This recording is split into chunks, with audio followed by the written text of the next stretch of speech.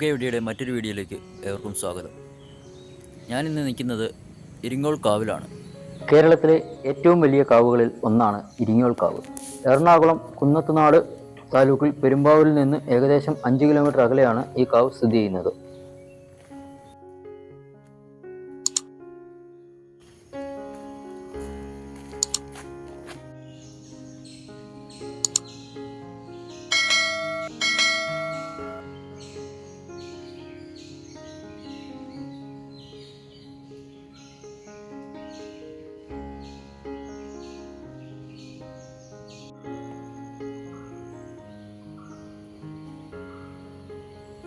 ഏകദേശം 50ഓളം ഏക്കറിൽ പടർന്നു കിടക്കുന്ന കാവാണിത്.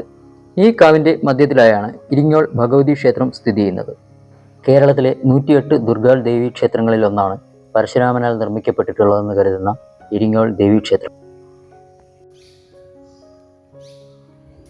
ദ്വാപര യുഗത്തിൽ ദേവകിക്കുണ്ടായ 8ാമത്തെ പെൺകുഞ്ഞിനെ കംസൻ വധിക്കാൻ ശ്രമിച്ചപ്പോൾ ആ കുഞ്ഞ് കയ്യിൽ നിന്ന് തെന്നിമാറി ആകാശത്തിലേക്ക് ഉയർന്നെന്നും ഒരു നക്ഷത്രം പോലെ തിളങ്ങി ആ വെളിച്ചം ആദ്യം വീണ സ്ഥലത്ത് ഭഗവതി വസിക്കുവാൻ വന്നു എന്ന വിശ്വാസത്തിനാൽ ഇരുന്നോൾ എന്ന പേര് ലഭിച്ചു എന്നും കാലക്രമേണ ഇരിങ്ങോൾ ആയി മാറുകയായി.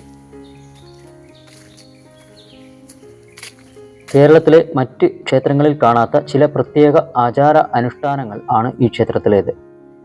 പൂജയ്ക്കായി സുഗന്ധ പുഷ്പങ്ങളോ അവ ചൂടിയിരിക്കുന്ന സ്ത്രീകളെയോ ക്ഷേത്രത്തിൽ പ്രവേശിക്കാൻ അനുവദിക്കാറില്ല. തെച്ചിയും തുളസിയും താമരയുമാണ് ഇവിടെ പൂജയ്ക്കായി ഉപയോഗിക്കുന്ന മറ്റു പുഷ്പങ്ങൾ.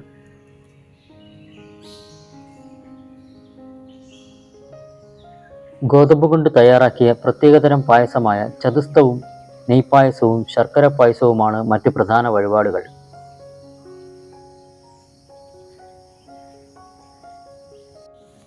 ഒട്ടനവധി സസ്യജന്തു ജീവജാലങ്ങളുടെ ആവാസ കേന്ദ്രം കൂടിയാണ് ഇരിങ്ങോൾ കാവ്.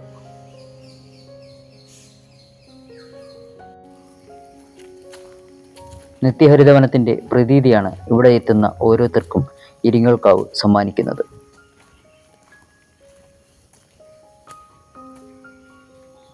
അങ്കമാലിയിൽ നിന്ന് പെരുമ്പാവൂരിലേക്കും അവിടുന്ന് മൂന്നാർ റൂട്ടിൽ കുറുപ്പുംപടിക്ക് മുൻപിൽ വലത്തോട്ട് തിരിഞ്ഞ് 2 കിലോമീറ്ററും സഞ്ചരിച്ചാൽ ഇരിങ്ങോൾ കാവിലെത്താം.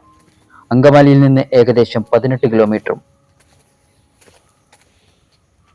ആലുവയിൽ നിന്ന് വരുന്നവർ ആലുവ മൂന്നാർ റൂട്ടിൽ പെരുമ്പാവൂർ കഴിഞ്ഞ് കുറുപ്പുംപടിക്ക് മുൻപ് വലത്തോട്ട് തിരിഞ്ഞ് 2 കിലോമീറ്ററും സഞ്ചരിച്ചാൽ ഇരിങ്ങോൾ കാവിലെത്താം. ആലുവയിൽ നിന്ന് ഇരിങ്ങോൾ കാവിലേക്ക് 22 കിലോമീറ്ററും.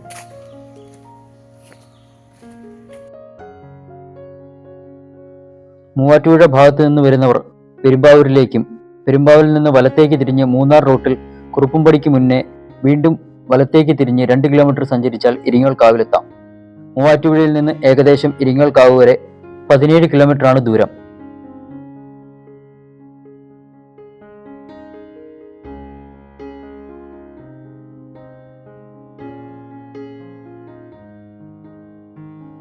ഇരിങ്ങോൾ കാവ് സന്ദർശിക്കാൻ എത്തുന്നവർ ദയവ് ചെയ്ത് പ്ലാസ്റ്റിക് കൊണ്ടുവരരുത്. ഇവിടം പ്ലാസ്റ്റിക്കാൽ മലിനമാക്കരുത്. ഈ നിത്യഹരിത ഭൂമി എന്നും ഇങ്ങനെ തന്നെ നിലനിൽക്കട്ടെ.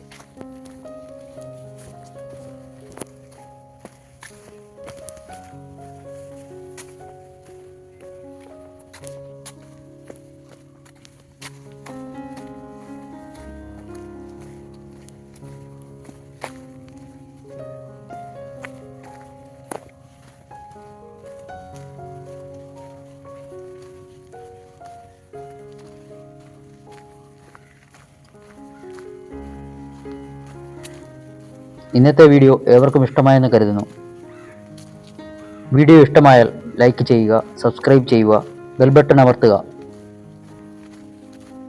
മറ്റൊരു വീഡിയോയുമായി നാളെ കാണും വരെ MK മീഡിയയുടെ എല്ലാ ചങ്ങാതിമാർക്കും ഗുഡ് ബൈ.